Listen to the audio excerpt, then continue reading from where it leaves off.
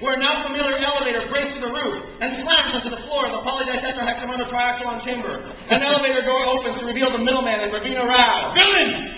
Your reign of terror ends now. Wendy looks up and smiles, and Servant Neville glares, the infernal energy cycling around his clenched fists. Do you truly believe this is all it will take to stop me? The Middleman smiles, then raises a bugle to his lips. You saw the bugle in episode 1006, the boy band super family interrogation.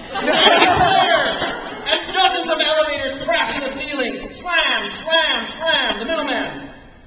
Servant Neville, behold my army. And elevators land on the floor, their doors opening, dozens of them to reveal Middlemen, hundreds of them from every era imaginable. There's a preview of all the established legends of the Middlemen, barbarian Middlemen, Victorian Middlemen, and World War II Middlemen with the Middle Boy, and many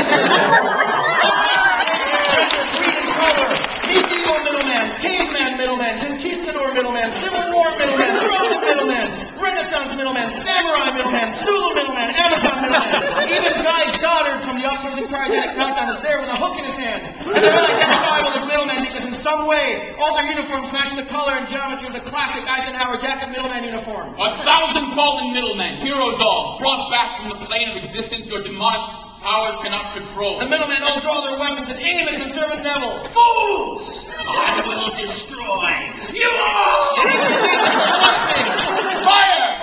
The Middlemen all fire at once, a fusillade that meets Conservative Neville's own salvo and annihilates it. Conservative Neville is consumed in a ball of fire from the middle weapons and his own repelled energy field, which engulfs him and all of his minions in a powerful eruption of divine retribution.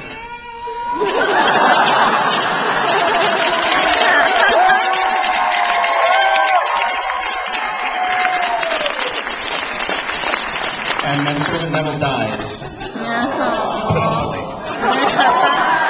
And the gathered Middlemen cheer. The day is ours! Wendy looks up to see the Middleman's hand reaching into frame to help her up. She grabs him in a grateful embrace. Sorry I'm late. I had it handled. I know. Better. Nice outfit. Steel bras fit much. Wendy, this is Ravina Rao. If I had a nickel for every time I wound up in a slave girl outfit,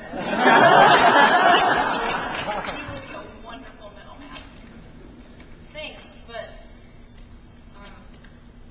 wait a minute. What do you mean I'll be a wonderful Middleman?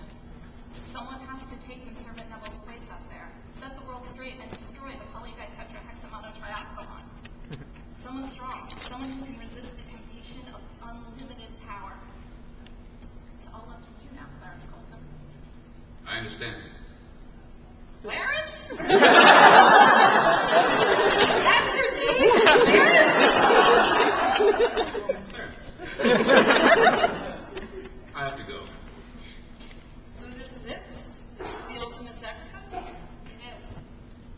No. Price I have to pay. There's something that was once said to me by a very great man. There must be no regrets, no tears, no anxieties. Just go forward in all your beliefs and prove to me that I'm not mistaken in mine. Goodbye.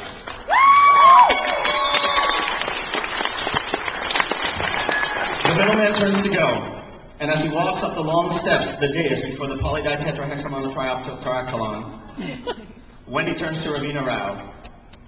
Hey, you take care of Clarence.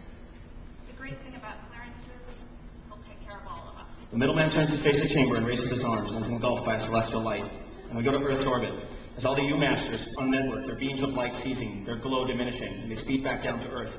The Middleman stands godlike on the dais, surrounded by floating U-Masters against the epic background of the polytetrahexamonotriaxylon, and the foreground of an army of Middlemen. And we're looking at Wendy alone in the frame, a tear welling in her eye. Goodbye.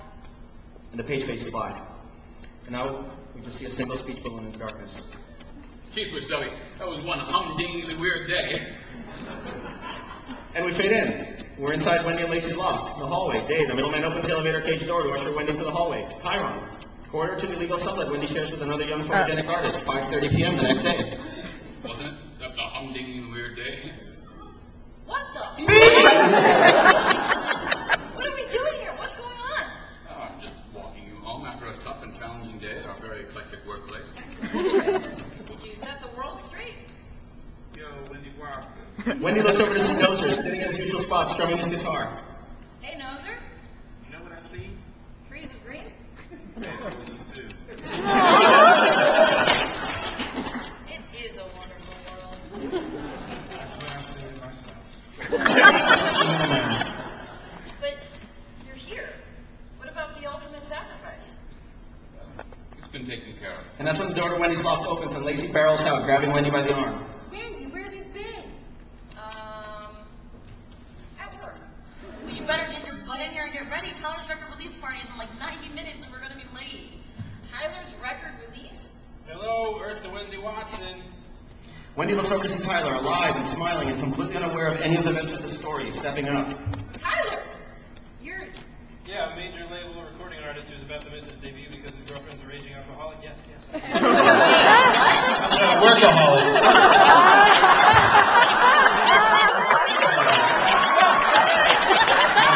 I take my eyes off the page for 1 second. Wendy chose the non-alcoholic Wendy. Throws her arms around Tyler, shocked. I love you, Tyler. I love you too, Wendy Watson. I keep thinking that if I hadn't followed your advice and taken that job at Fat Boy Industries, I never would have gotten my big break. Hey, hate to break up the romance novel, but Perfect Warren's gonna be here any minute. Perfect Warren? Did you hit on the head of something? That boy is perfect. And, who's this guy? And that's when Wendy does a double take, realizing what's going on here. That's... Lacey, that's my boss. Pillow lips?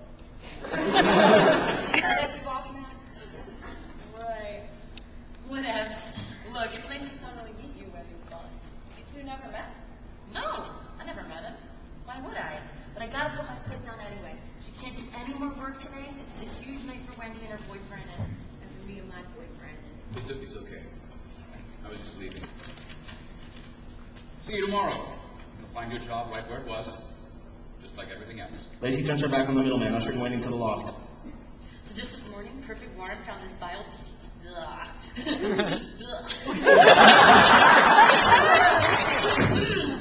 Just this morning, Perfect Warren found this biodiesel-powered limousine that we're all gonna ride in the party. It's gonna be really awesome. Wendy turns to look back, her face full of sorrow and gratitude, knowing everything that her boss gave up for them, all to be here.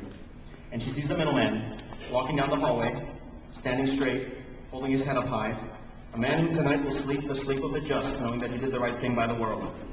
And for a moment, the middleman is etched against the evening light, a shadow, surrounded by goodness. He is her hero, he is our hero, and that is the end of the saga of the middleman.